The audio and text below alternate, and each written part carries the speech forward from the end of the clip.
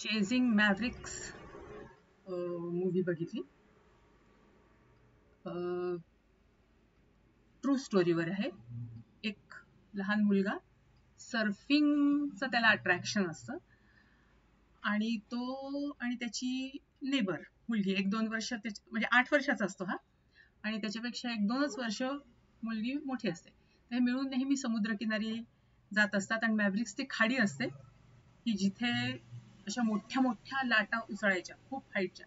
तर तेव्हा लहानपणी त्याला काही समजत नसतं. तर तो जस्ट नुसतं लाटा किती हाईटच्या आहेत किती उंच आहे ते मोजत असतो आणि नुसतं प्रयत्न करत असतो की त्यांच्या जवळ जायचा. तसंच बॉल खेळता खेळता त्याचा बॉल जातो पाण्यामध्ये आणि तो ते बॉल काढायच्या ह्याच्यात तो बुडतो.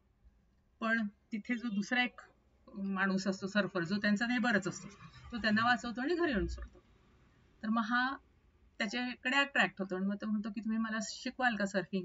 तर आधी तो त्याला टाळतो पण त्याचीच बायको त्याला म्हणते की नाही तो आहे एलिजिबल आहे आणि करेजियस आहे तुम्ही शिकवा त्याला. आणि मग त्याला शिकवतो. मग कसं कसं तो ओव्हरकम होत जातो त्याच्या भीतीला कसं तो घालवतो. त्याची एक गर्लफ्रेंड असते मग ती पण कशी त्याला हेल्प करते आणि मग तो कसं लाटांवर सवार होऊन शेवटी त्या मॅव्हरिक्सला कव्हर करतो. पण मीन व्हाईल तर जो त्याला शिकवत असतो ट्रेनर त्याची बायको वारते मग तो थोडासा डिप्रेस होतो. पण मग हा त्याला त्या डिप्रेशन मधून बाहेर काढतो आणि म्हणजे मग सगळं तो हे करत असतो. आधी त्याला सगळे चिडवत असतात की ए भोंदू ए घोचू कोणी त्याचं हे नसतं पण आता त्याला सगळेच अप्रिशिएट करतात.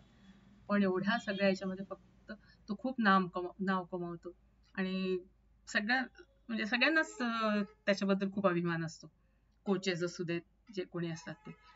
पण 22व्या वर्षीच त्याची डेथ होऊन जाते ह्या याच्यामध्ये. सुंदर आहे सिनेमा. पूर्ण त्याच्या लाईफवरच आहे की कसं कसं तो करतो आणि कसं कसं भुगत जातो लाटांवर. कशा किती उंच उंच लाटांवर कसं तो कन्व्हेअर बेल्ट सारखा आपण इकडून तिकडे क्रॉस व्हायचं कसं पाण्यामध्ये जास्तीत जास्त वेळ आपण श्वास रोखून धरू शकतो याची प्रॅक्टिस हे ते सगळं सुंदर दाखवलंय एकूण त्याचं. छान आहे मला आवडलं.